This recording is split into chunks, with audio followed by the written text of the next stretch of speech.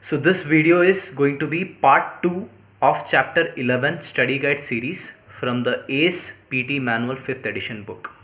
So we stopped at heat exhaustion and heat stroke. So we are going to cover the remaining topics. Don't worry guys, there are very less topics left. We'll cover it as quickly as possible. So I'll probably try my best to keep this video as short as possible. Don't worry, chapter 11 is almost over, I promise. Yeah. So let's get back to my notes. Let's finish it. So moving on, vasodilation versus vasoconstriction. So vasodilation is the widening of the blood vessels, which usually happens during exercise to increase blood flow to the muscles to provide them with adequate nutrients.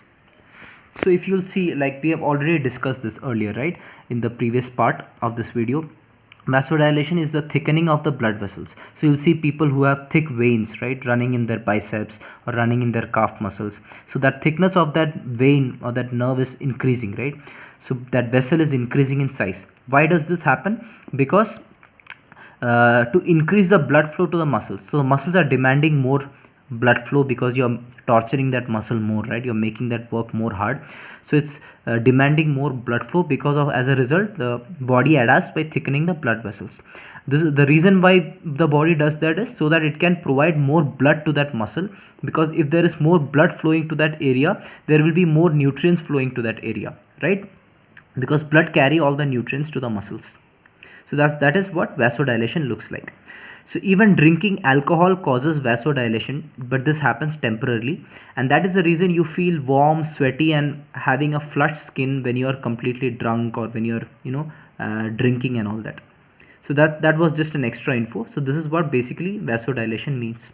Vasoconstriction, on the other hand, it's the opposite of vasodilation. Let's see what vasoconstriction is. Vasoconstriction, on the other hand, is the narrowing of the blood vessels. Now the blood vessels thickness is reducing, it is becoming thin as a result of muscle contraction in the blood vessels. So inside the blood vessels, the muscles are contracting. The blood vessel, the muscle of the blood, the wall of the blood vessel is contracting. This is not a good thing.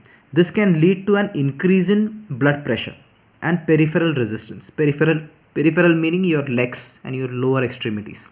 So this can happen as a result of vasoconstriction. Moving on, hyperthermia versus hypothermia. Hyperthermia is when body temperature rises to dangerously high levels. Hypothermia is when body temperature drops to dangerously low levels. So this is kind of looks like heat stroke. So your body temperature is going to very high levels, 40 degrees Celsius or 104 degrees Fahrenheit. That is hyperthermia. Hyper means too much, right? Hyper exhaustion, hyperthermia. Hypo, on the other hand, is low. So it's like when you're in very cold climates, right? Like snowing, it's snowing outside, and you're getting cold, like it's too cold. So your body temperature drops to dangerously low levels. That is hypothermia. One more information they are giving is exercising in higher altitude. So there is less pressure in higher altitudes. If you observe mountains and all that, the pressure to drive the oxygen molecules into the blood is going to be very low. That's the reason there is less oxygen supply to your muscles, and that's the reason you get exhausted very quickly when you're exercising in higher altitude. So as a result, the intensity of the exercise has to be reduced. So as a trainer, if you are by chance working out in a higher altitude zone, or someone from a lower altitude has come to a higher altitude to work out, you should give them at least 7 to 10 days of time to get used to it, because their intensity has to be reduced, because they will get tired very quickly because their body is not used to this. So remember this term called acclimatized. So when you see this term in question paper, don't panic, don't get nervous, okay? Acclimatized simply means getting used to. So generally it takes, remember this point, generally it takes 7 to 10 days to get acclimatized to working out in higher altitude. That's what they're talking about. That's it. VT1, this is again same info that we had already discussed in chapter 8. They're again repeating here. VT1 submaximal torque test should be introduced in phase 2, while VT2 threshold test should be introduced in phase 3 of cardiorespiratory training. Just remember this. VT1 submaximal torque test is introduced in the phase 2, which is probably zone 2, and VT2 threshold test is in phase 3. Phase 1 is always below VT1. Okay, yeah, phase 1 is always going to be, you'll be training below VT1 with a primary goal being improving health and secondary goal being fitness. So these are all general info that you should remember. So what is the primary goal of working out in VT1 or giving them cardio below VT1, which is phase 1? So phase VT1 submaximal talk test should be conducted in phase 2, mind you, not phase 1. So this is separate, they are talking like phase 1 is always below VT1 and the primary goal is improving health and fitness. Improving health and secondary goal is fitness. So and the main goal is to help the client to just have positive experiences with cardio and adopt exercise as a regular habit. So straight away, if you give a client very high intensity exercise or if you directly train them in phase 2 or phase 3, they will lose all their willpower and they will stop doing cardio altogether. So just to create positive experiences and let them adapt to cardio and let them take up cardio as a regular habit. Because of that, that will be the main focus of phase 1 training, improving overall health and to make cardio as a regular part of their lifestyle. That would be your main aim of phase 1. Second aim will be fitness. Again, general info. Next, we are going to look at the phases of this. So all these phases we have already discussed. I have made multiple videos also on the same. I'll put a description also below. So here I have just made some notes based on the practice tests that I have taken and made the repeated questions that I got. So each of the phases I have noted down only the important points. So phase 1, duration of exercise in phase 1 should be increased at a rate no more than 10%. Once they can do steady state cardio for 20 to 30 minutes, they are ready for phase 2. So they may ask a question like, when is a client ready for phase 2? Then the answer will be, once you are able to spend at least 20 to 30 minutes time in phase 1, then they are ready for phase 2. And the ratings of perceived exertion in phase 1 will always be 3 to 4, which means somewhat difficult, not hard. And they will be training below VT1, which is zone 1. So phase 1, zone 1. Phase 2, zone 2. Phase 3 will be zone 2 and zone 3. And phase 4 will be purely zone 3. So remember that. So RPE 3 to 4, these are the code words that you should remember. RPE 3 to 4, they are training below VT1, that is at zone 1. And they should be completing at least 20 to 30 minutes in this phase before moving on to the second phase, which is phase 2. Phase 2, the RPE, that is ratings of perceived exertion, should be 5 to 6, meaning hard. And they will be training in zone 2, which is above VT1. What should be the volume of cardio? How much cardio is expected to be done here? Like here it was 20 to 30 minutes. If they can work out continuously in phase 1, then they are ready for phase 2. Here, if they are able to work out 7 hours per week, not per day, per week, then they are ready for phase 3. So phase 1, to be ready for phase 2, you have to be able to do it 20 to 30 minutes continuously in phase 1, then you are ready for phase 2 at an exertion of this. In phase 2, you should be able to work out at an RPE to a 5 to 6, and you should be able to do it for 7 hours per week, then you are ready for phase 3. So in phase 2, what happens? Introduction of intervals. See, these are all code words. Remember, you may get questions like this, like when is intervals introduced, or intervals are introduced at this phase of the cardio. So which is that phase? That phase is phase 2. Introduction of intervals that go into zone 2 and eventually reach heart rate at VT2. This is just extra info. So how do you progress a client in this phase? By increasing the time of the cardio. So if they are able to do 3 hours per week, you should slowly increase the time to 4 hours per week, or eventually 7 hours per week. So the progression will be by increasing the time of the cardio, not the intensity, mind you. Clients having one-time goals. See, this is also important. This was also asked in question, I guess. Clients having one-time goals of competing in an event like a marathon, right? A 10K run, or just to maintain and improve their fitness, or for weight loss. For these clients having these kind of goals are the majority of clients that come to you in a gym. So these clients should be trained in phase 2, or your goal should be to bring them at least to phase 2. So phase 2 is introduced for clients who are having one-time goals of competing in an event like a 10K marathon or something like that. Because phase 1 is very low intensity, right? It's below VT1. It is only for getting some positive experiences, to getting a hang of cardio, and to improve your overall health. That is the reason for phase 1. But phase 2, the reason is mostly weight loss, improve your fitness levels, or to complete a goal of a 10k marathon, stuff like that. Phase 2 eventually increases the heart rate at VT1. So yeah, this is one of the advantages of training in phase 2. What does it do? It will increase the heart rate at VT1. So let's say Jack is an individual who has a heart rate of 100 beats per minute at VT1. Now this person Jack, if they train in phase 2 for a long time, what happens is this 100 will become 120. So what will happen if his heart rate at VT1 becomes 120? Previously it was 100 and it becomes 120. What is the advantage of this? See, once you reach VT1, you are not able to talk comfortably, right? So at a heart rate of 100 beats per minute, if you are not able to speak comfortably, that is your fitness level. Now if you improve to 120, which means that 100 you will be able to speak comfortably, right? You will not get tired easily. You will not start breathing heavily. Only at 120 you are starting to breathe heavily, or you are getting exhausted. What does that mean? That means your fitness level has increased, right? So training at phase 2 will ultimately increase the heart rate at VT1, which is a good thing, which is what we want. I've explained this in detail in my previous video about submaximal torque test at VT1. So be sure to check that video out. I'll also put a link in the description. This is an important point, that's why I've highlighted it like this. Improves client's ability to utilize fat as a fuel source below VT1. Now most people will confuse this. That's the reason I've highlighted this. Most people will think that, see, you had earlier explained that we use fat as a fuel source when we are training below VT1, right? But this phase is all about training in zone 2, which is above VT2. Which is above VT1. Then why are they telling this in the book? That it improves client's ability to utilize fat as a fuel source below VT1.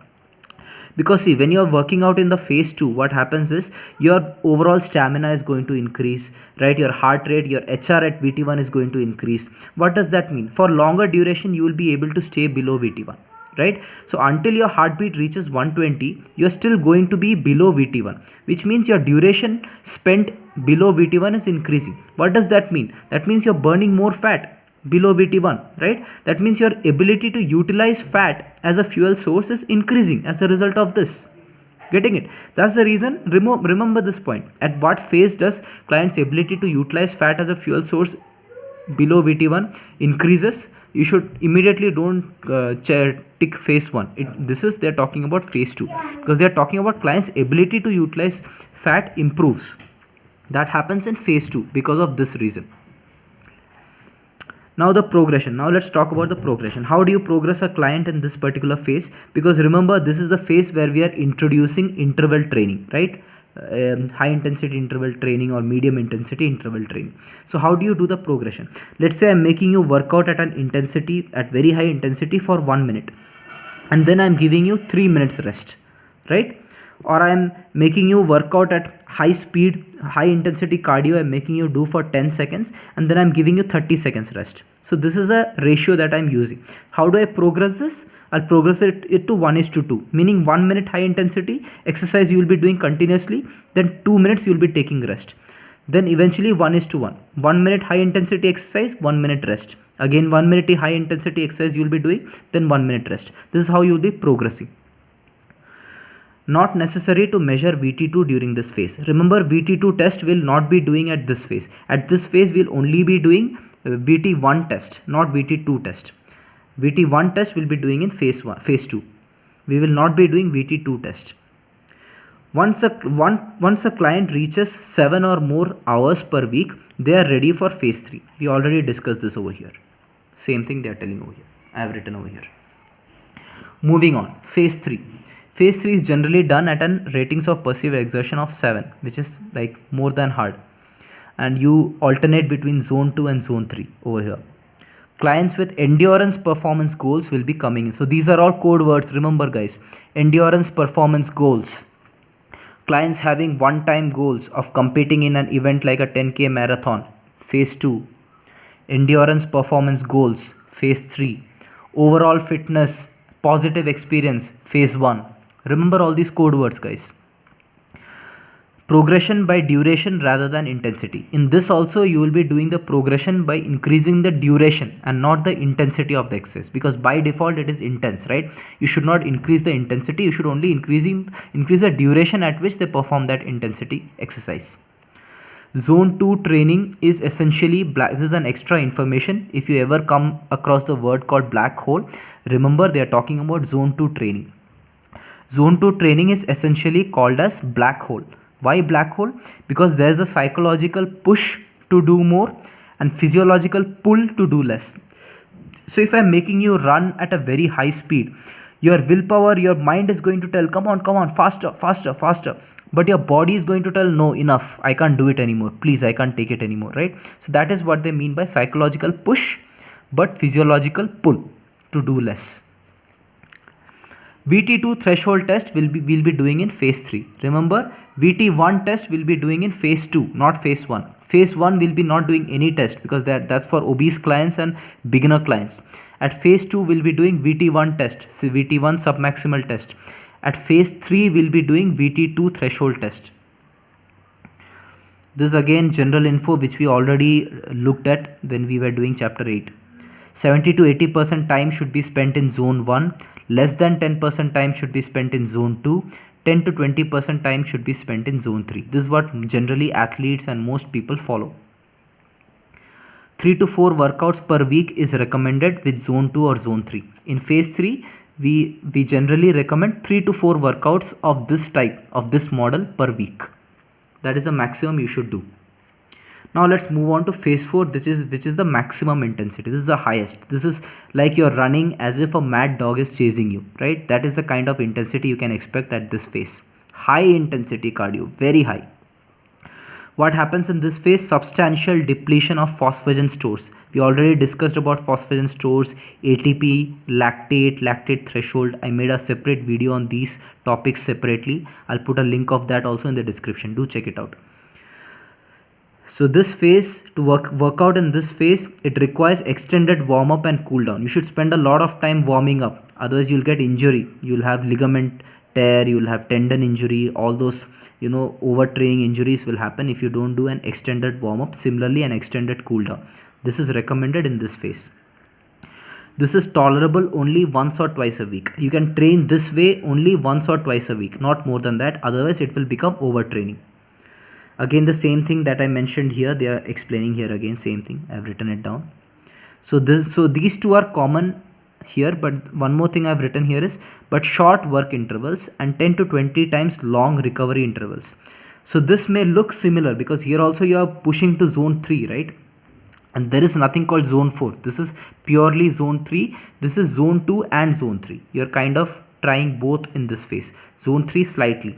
So the difference between these two zone 3s is, here you'll be spending short work intervals and 10 to 20 times long recovery period. Here you'll be training only in zone 3 and it will be short, maybe 10 seconds, 15 seconds, 20 seconds, that's all.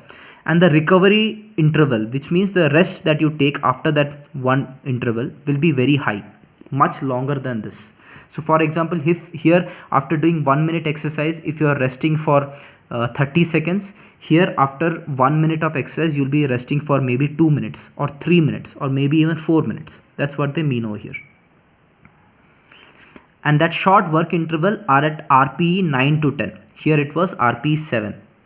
Here it was RPE 5 to 6. Here it was RPE 3 to 4. So RPE 9 to 10 means maximum. On a scale of 1 to 10, it's almost 10. It is near maximal effort. So that will be the short work intervals. That means the short intense burst of exercise that you'll be doing. It will be at an RPE of 9 to 10 of near maximal muscular capacity. Body adapts with larger phosphagen pool. So your phosphagen, the number of ATP stores, everything will increase as a result of, as an adaptation to this style of training. And larger buffer reserves, yeah, same thing. With that, it's almost coming to an end, guys. That's the good news. Youth. How do you train a youth? Youth means children, generally 10, 12 years old, 14 years old, under 18. They are all come under youth. So how do you train a youth? Duration of exercise hour will be more. You can train them for longer hours. Doesn't make sense to do very heavy training too early in life. It's not recommended to give them very heavy intense exercises, like deadlifts, squats, like very heavy stuff and very intense exercises. It doesn't make sense to give children these kind of exercises too early in life. It's not a good idea. Prevent over specialization, that is, making them do strict exercises like squats and exercises that require a lot of rules and stuff. That is called over specialization, right? You're specifically making them do shoulder press and all these exercises. That is not good, because that can cause orthopedic trauma, that can cause injuries in their bones and ligaments. So the keep the training as diverse as possible, meaning you introduce a lot of variety when you're training kids. You'll make them play football type exercises. You'll suddenly make them do agility drills, a little bit of weight training in between, a little bit of yoga. So you'll be introducing a variety of exercises, diverse. Keep it as diverse as possible and avoid over specialization. Why are we making them do these diverse exercises, variety of exercises? So that we can develop their motor skills and general fitness. So remember, someone who has tried a variety of exercises too early in life, that's a good thing. If they have tried a variety of exercises, right, yoga, kickboxing, football, cricket, all types of sports, if they do that, their ability, their motor skills is going to improve a lot, and their general fitness is also going to improve very much. So later on in high school, once they reach high school or after high school, they can specialize in one particular sport. Maybe they can specialize in gymnastics, maybe they can specialize in weightlifting. All these things they can do later on after high school. So these things will actually help them do this better. So these are the measures, these are the important points you should remember when you're training a youth. Now, what are the points that you should remember training an adult? Older adults would mean, people who are 50 years old, 60 years old, old people. Mostly the older would be coming around 40, 50 age, 45 age, those kind of people. How would you train them? Now, these people need to preserve their muscle. We know that muscle loss happens. Every 10% of your muscle is getting decreased, right? Every decade you are losing like 2.3 kilos. We already studied about that, right? 5 pounds of muscle loss happens every 10 years, every decade. So they have a much higher need to preserve their muscle. So we need to introduce some kind of resistance training, strength training for these individuals. They have a reduced BMD, bone mineral density. As a result, we already saw about menopause, women experiencing menopause, and because of that their bone density is decreasing. They are more vulnerable to osteoporosis, thinning of bones, may become the bones becoming brittle, and all these things, right? So they also require strength training and cardio and lot of exercises because they have reduced BMD. Now remember, they are less tolerant to heavy loads. You cannot give very heavy loads to older adults. Similarly, stop and go game type activities should be avoided for these individuals. What is stop and go? Suddenly stopping and suddenly increasing the speed and suddenly stopping, suddenly quickly changing directions. All these kind of activities you cannot give to older adults. It's not recommended. Remember this point, unaccustomed heavy exercise in sedentary individuals can trigger a heart attack. Someone who has been sedentary, right, like he hasn't been working out for 3 months, like minimum 3 days, nothing he's doing, not even 30 minutes of exercise, zero exercise. These individuals, suddenly if you give them heavy exercise or very intense exercise, that can trigger a heart attack, especially in older adults. So remember this point. This is the most important point that you should remember here, that is frequency of heart training, because there will be a question like this. I think there was a question like this, like how often should you train older individuals high intensity exercise? How many days a week is it recommended? How many days a week is it recommended to give heavy intense training to older adults or hard training to older adults? You should answer it as 2 days per week. In a week you should not give them intense exercise more than 2 days a week, older adults. Remember this. Generally, what is the exercise protocol that you use? You make them do light dumbbells, more repetitions, less low weight and high repetitions. You'll be giving them exercises using resistance bands, resistance tubes, all these things. Take a careful health history screening, that PARQ, all that thing is very important here. You have to carefully check if they have any health history, what are health conditions they have, are they on any kind of medications, all these things you should check. Generally, we recommend low intensity, that is zone 1 exercises. Remember, phase 1 was RPE 3 to 4, right, at zone 1. Phase 1 was RPE 3 to 4 below VT1 at zone 1. So this is what is recommended for older adults, phase 1 of training. So with that, chapter 11 is over, guys. Study well, prepare well. If you have any doubts, you can reach out, you can comment below. You can also message me privately on Instagram. You can find me on Instagram at athlete.sanju, SANJU. Thank you, guys. Thank you for watching. All the best for your exams.